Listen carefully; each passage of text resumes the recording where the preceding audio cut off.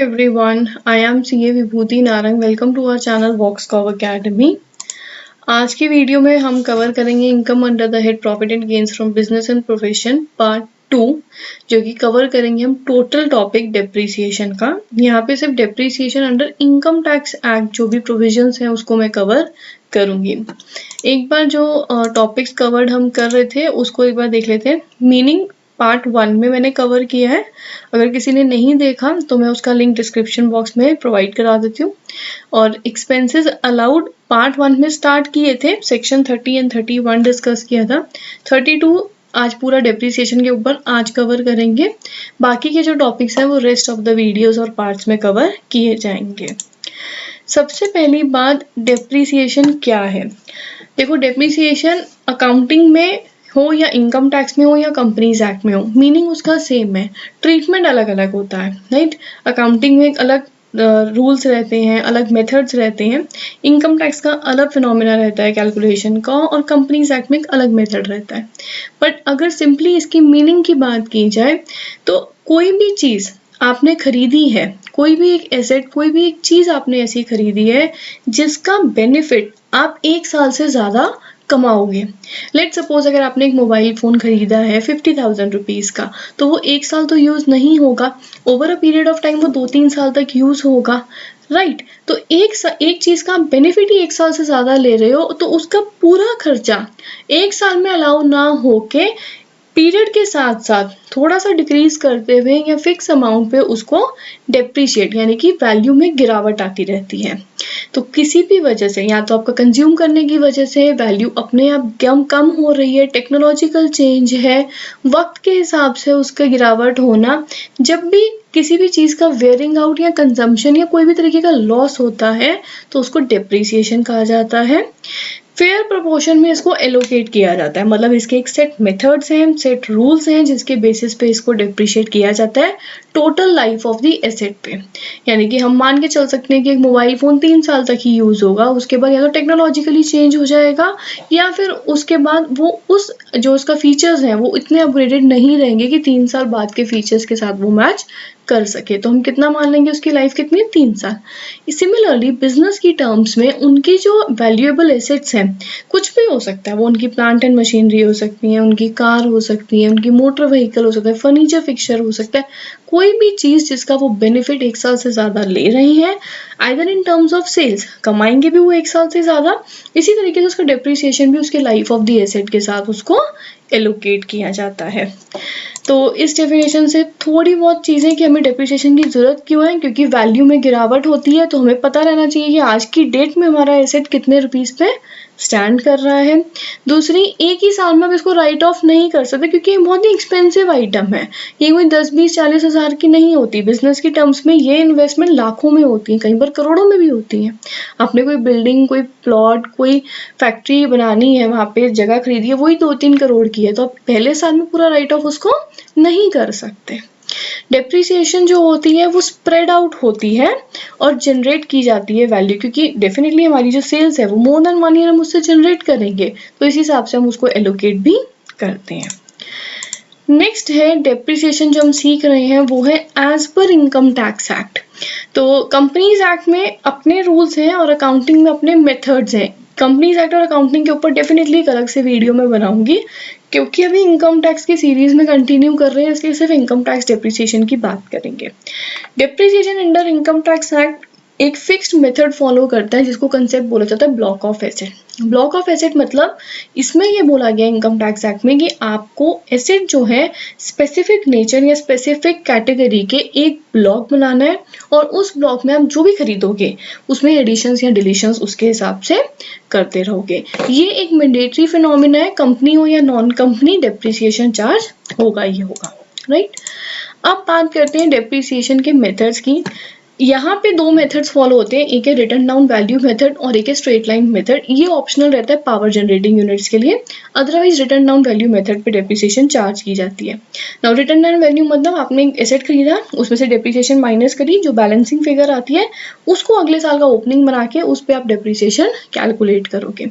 और straight line method में कैसे हो जाता है, आपने एक एसेट खरीदा, उसमें उसकी यूजफुल लाइफ से डिवाइड करना है और माइनस जो करनी है स्क्रैप वैल्यू। तो मतलब asset cost minus scrap value divided by the जितने भी साल के लिए आपका वो यूजफुल लाइफ है, तो वो जो फिक्स अमाउंट है वो उतने पर्टिकुलर साल में उसका डेप्रिसिएशन एलोकेट हो जाएगा। तो जनरली ऑप्शनल रहता है कि पावर जनरेटिंग यूनिट्स के लिए, otherwise return down value method जो है वो ऑप्ट किया जाता है।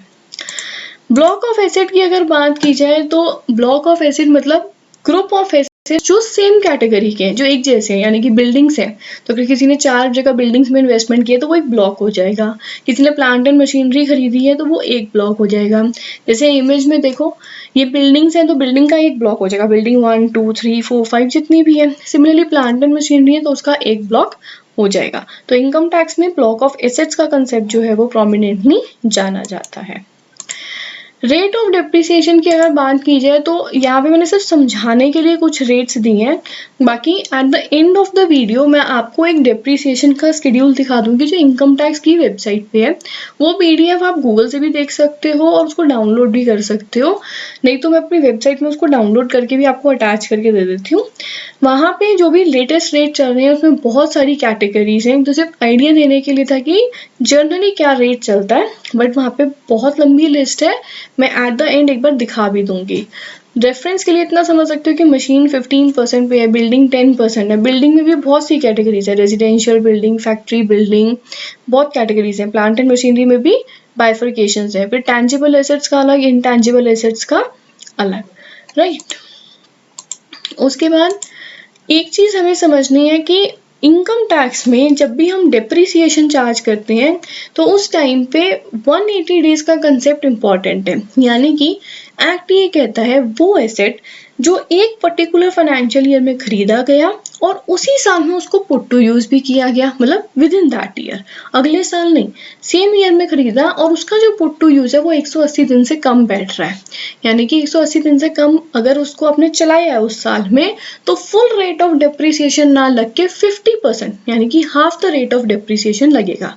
तो मान लेते हैं अगर मशीनरी 15% वाली है, उसका पुट टू यूज आ रहा है हमारे पास 90 डेज का, तो 7.5% डेप्रिसिएशन चार्ज किया जाएगा। इस हिसाब से जो कट ऑफ डेट बनती है ना वो 3 अक्टूबर है। ये जनरली मतलब लीप ईयर के हिसाब से आप चेक करना पड़ेगा। अगर 3 अक्टूबर से पहले आपने पुट टू यूज कर लिया तो जनरली 180 डेज से ज्यादा आता है, फुल रेट डेप्रिसिएशन बैठती है। 3 अक्टूबर के बाद करते हो तो ये 180 डेज से कम बैठता है और हाफ रेट बन जाता है। तो ये 3 अक्टूबर वाली बात ध्यान से रखनी है। 3 क्रिटिकल पॉइंट थे डेफिनेशन में। एक तो उस फाइनेंशियल ईयर में एक्विजिशन होनी चाहिए, मतलब वो खरीदनी चाहिए, उसी साल आपने उसको पुट टू यूज भी कर देना है और 180 डेज से कम का ही यूज होना चाहिए, तो ही आपका नॉर्मल अलाउबल डेप्रिसिएशन का 50% चार्ज लगेगा, otherwise full rate of depreciation. इसको थोड़ा सा ना एग्जाम्पल्स के थ्रू समझो। 2021-22 फाइनेंशियल ईयर चल रहा है, राइट। आपने एसेट परचेज किया 1 मई 2021 को, पुट टू यूज करा 1 नवंबर 2021 को। तो अगर नवंबर से मार्च का अगर आप पीरियड देखोगे तो 180 डेज से लेस आएगा, तो कितना डेप्रिसिएशन लगेगा, हाफ रेट। अगर मैं इसी का ऑपोजिट केस देखूं, मेरा फाइनेंशियल ईयर 21-22 है, मेरा एसेट परचेज हुआ 1 मई, पुट टू यूज हो गया 1 जुलाई, अब कितना डेज बनेगा, 180 डेज से ज्यादा, तो फुल रेट ऑफ डेप्रिसिएशन लगेगा। नेक्स्ट केस थोड़ा इंटरेस्टिंग है। फाइनेंशियल ईयर देखो क्या है, 2021 से लेकिन 2023, मतलब 21-22 का एक था, 22-23 का दूसरा है। तो अगर मैं 21-22 में बात करूं तो एसेट परचेज हुआ है 1 मई 2021 को, तो यहाँ पे तो डेप्रिसिएशन लगेगा नहीं, बट पुट टू यूज हुआ है 1 जुलाई 2022 को। डेप्रिसिएशन पुट टू यूज के बाद ही लगना स्टार्ट होता है। तो यहाँ पे ऐसा नहीं होगा कि हाफ रेट डेप्रिसिएशन लग जाएगा क्योंकि यहाँ पे इसने लेट यूज हुआ है, ऐसा नहीं होगा। यहाँ पे जो डेप्रिसिएशन है वो फुल रेट ही चार्ज किया जाएगा इन द फाइनेंशियल ईयर 22-23। अब जब भी हम एसेट को बेचते हैं, अगर हमें सेल आउट करना पड़ जाए एसेट, तो क्या ट्रीटमेंट रहता है, इसमें 2 बातें हैं। या तो आपका जो ब्लॉक है वो एग्जिस्ट करेगा। लेट्स सपोज एक ब्लॉक है मशीनरी का जिसमें 3 मशीनरीज हैं, ठीक है। 3 मशीनरीज में से कोई 2 मशीनरी अगर हमने बेच दी तो अभी भी एक मशीन एग्जिस्ट करती है, वो हो जाएगा कि कुछ ना कुछ उस ब्लॉक में एग्जिस्ट कर रहा है। बट अगर वो तीनों मशीनरी बेच दी तो वो ब्लॉक ही खत्म हो गया। तो पहले बात करते हैं अगर पूरा ब्लॉक खत्म हो जाता है तो, फिर बात करते हैं अगर ब्लॉक में कुछ बच जाता है तो लेट्स सपोज पूरा ब्लॉक ही एग्जिस्ट नहीं कर रहा, तो उस केस में डेप्रिसिएशन चार्ज नहीं किया जाएगा क्योंकि सब कुछ सेल आउट हो गया। अब यहाँ पे एक छोटा सा कंसेप्ट आ जाता है कैपिटल गेन या लॉस का। वैसे हम long term short term capital gain के टॉपिक में अच्छे से समझेंगे, बट यहाँ के लिए आप इतना समझ सकते हो कि जब भी आपका डेप्रिसिएशन नहीं लगेगा अगर आपका ब्लॉक एग्जिस्ट नहीं करता, बट जो सेल वैल्यू है वो ज़्यादा आ रही है बची हुई बैलेंस ब्लॉक की रिटर्न डाउन वैल्यू से, तो वो आपका शॉर्ट टर्म कैपिटल गेन है, मतलब आपने प्रॉफिट कमाया। आपकी ब्लॉक अगर 1000 रुपये का बचा था और आपने बेचा ही 2000 में, तो 1000 रुपये का आपको प्रॉफिट हो गया है। अगर ये केस उल्टा हो जाए, ब्लॉक की वैल्यू हमारी 2000 थी और हमने बेचा ही उसको नुकसान पे है, तो हमारे लिए क्या हो जाएगा, वो short term capital loss. On the other hand अगर ब्लॉक में कुछ बचा है तो डेप्रिसिएशन कब कैलकुलेट होगा, ब्लॉक में एसेट तो बचा है बट जो हमने सेल करे हैं एसेट उसकी वैल्यू ही ब्लॉक की WDV से ज़्यादा आ गई है, तो हमारे पास गेन हो जाएगा और डेप्रिसिएशन नहीं लगेगा। बट अगर उसकी वैल्यू जो है ब्लॉक की WDV से कम आ रही है तो बैलेंसिंग अमाउंट पे डेप्रिसिएशन लगेगा, वहाँ पे कैपिटल गेन का रूल जो है वो एग्जिस्ट नहीं करेगा। अब अगर मैं बात करूं कंप्यूटेशन इसकी कैसे दिखती है, तो ओपनिंग WDV यानी कि रिटर्न डाउन वैल्यू जो भी आ रही है उस ब्लॉक की, जितने भी एसेट आपने पुट टू यूज, एक्विजिशन नहीं है, put to use during the previous year, वो ऐड कर देने, माइनस करना है कुछ भी अगर आपने उस ब्लॉक का उस प्रीवियस ईयर में बेचा है, तो जो बैलेंस बच जाएगा वो क्लोजिंग WDV बिफोर डेप्रिसिएशन। अब यहाँ पे आप मल्टीप्लाई क्या करोगे, डेप्रिसिएशन रेट, और आपकी क्या आ जाएगी उस साल की depreciation for that particular block. तो अगर ऐसे 4 ब्लॉक्स हैं तो हर ब्लॉक के लिए अलग अलग आपको करना पड़ेगा। अब अभी तक हम एक वर्ड समझते आ रहे हैं एक्चुअल कॉस्ट, मतलब अभी समझेंगे आगे के टॉपिक में, बट उसको समझने से पहले, मतलब इस टर्म को यूज होने से पहले, एक्चुअल कॉस्ट क्या होती है, ये वो कॉस्ट होती है जिसपे एसेट को खरीदा है असेसी ने, उसमें से आपको माइनस करना रहता है वो खर्चा या वो पोर्शन जो किसी भी दूसरे पर्सन या अथॉरिटी ने बेयर किया। फॉर एग्जांपल आपको किसी एसेट पे सब्सिडी मिली है तो वो आपके एसेट प्राइस जिस पे आपने खरीदा, परचेज प्राइस में से माइनस कर दिया जाएगा। तो इसका फॉर्मेट कुछ ऐसे है कि परचेज प्राइस, उसमें आप ऐड कर दोगे कुछ भी खर्चे जो आपने उसको, कोई भी इंस्टॉलेशन का खर्चा है, कोई लेबर चार्जेस लगे हैं, कोई टेक्निकल चार्जेस है, वो सब ऐड करते जाओगे, माइनस करोगे अगर कोई भी सेकंड पार्टी या कोई अथॉरिटी उस खर्चे में से, उस एक्चुअल कॉस्ट में से कोई अमाउंट को मीट करने की कोशिश कर रही है, तो बैलेंसिंग फिगर जो होगी वो क्या हो जाएगी, हमारी एक्चुअल कॉस्ट। अभी आगे हम जो 2-3 टॉपिक सीखेंगे, या आप ऐसे कह सकते हो कि आगे जो भी थोड़ा सा टॉपिक आज की वीडियो में है और आगे फ्यूचर क्लासेस के लिए, वहाँ पे कुछ टाइम की इंसेंटिव्स की बात होगी। सबसे पहले इंसेंटिव गवर्नमेंट जो होती है वो आपके बिजनेस को प्रमोट करने के लिए, एक तरीके से आपके बिजनेस को मोटिवेट करने के लिए कुछ ना कुछ फायदा बिजनेस रिलेटेड देती रहती है। ये बिजनेस रिलेटेड फायदे कुछ 4 टाइप्स के रहते हैं। फर्स्ट है प्रॉफिट लिंक्ड, मतलब जो आपने सेल्स माइनस एक्सपेंसेस करके जो आपका प्रॉफिट आया, राइट, उस प्रॉफिट के ऊपर इंसेंटिव, यानी कि 100% प्रॉफिट माफ या 50% प्रॉफिट माफ या जो भी इस टाइप के इंसेंटिव है, ये 80IA की स्कीम्स रहती हैं। काफ़ी सारे सेक्शंस हैं, डिडक्शंस के टॉपिक में करेंगे। एक होता है इन्वेस्टमेंट लिंक्ड इंसेंटिव। अब इन्वेस्टमेंट लिंक्ड इंसेंटिव मतलब कि फॉर एग्जाम्पल आपने कोई कैपिटल इन्वेस्टमेंट कर दी है, कोई बिल्डिंग लैंड में इन्वेस्टमेंट कर दी, तो उसमें कोई रियायत अगर गवर्नमेंट आपको दे रही है तो उसको बोलते हैं इन्वेस्टमेंट लिंक्ड इंसेंटिव। आज हम इस टाइप के 2 इंसेंटिव्स सीखेंगे।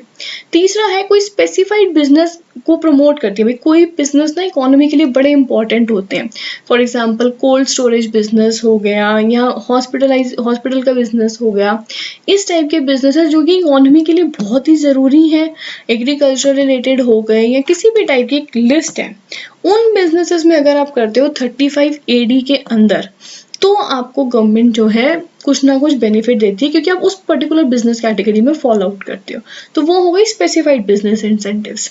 लास्ट है एक्सपेंडिचर रिलेटेड या एक्सपेंडिचर लिंक्ड इंसेंटिव।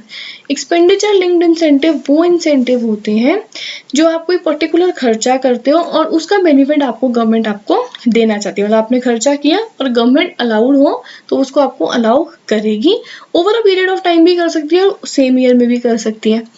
तो फर्स्ट वाला जो पॉइंट है वो हम डिडक्शंस में सीखेंगे, थर्ड और फोर्थ वाली जो चीज़ें हैं वो नेक्स्ट वाले पार्ट में सीखेंगे, पार्ट 3 में।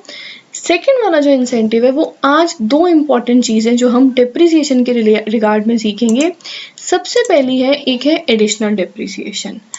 अब एडिशनल डिप्रिसिएशन उन लोगों को मोटिवेट करने के लिए दी जाती है जो नई new plant and machinery acquire करते हैं बिजनेस में मैन्युफैक्चरिंग या प्रोडक्शन करने के लिए, कोई भी आर्टिकल या थिंग के लिए 20% ऑफ द एक्चुअल कॉस्ट। तो एक्चुअल कॉस्ट मैंने इसीलिए पढ़ाया था, 20% एडिशनल डिप्रिसिएशन मिलेगा उस प्लांट एंड मशीनरी की एक्चुअल कॉस्ट के ऊपर, अगर जो पर्सन है, असेसी है, उसने न्यू प्लांट एंड मशीनरी में इन्वेस्टमेंट करी है तो ये over and above the normal depreciation आपको ये वाला इंसेंटिव जो है मिलता है।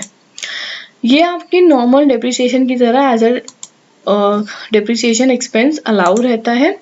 इसमें दो बातें हैं, the assessee should be engaged in manufacturing business of any article और thing in the business of generation, transmission और डिस्ट्रीब्यूशन ऑफ पावर।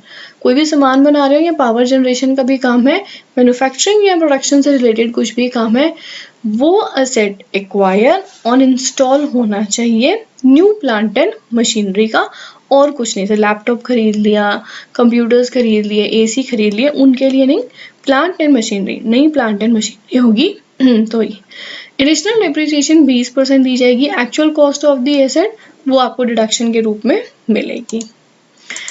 अब रेट ऑफ एडिशनल डिप्रिसिएशन 20% है, ओवर एंड अबव नॉर्मल है। तो लेट्स सपोज अगर किसी की normal depreciation 15% है, अगर लेस देन 180 डेज का पुट टू यूज रहा तो 7.5% हो जाएगी। सिमिलरली एडिशनल डिप्रिसिएशन में 180 डेज का बेनिफिट अवेलेबल है।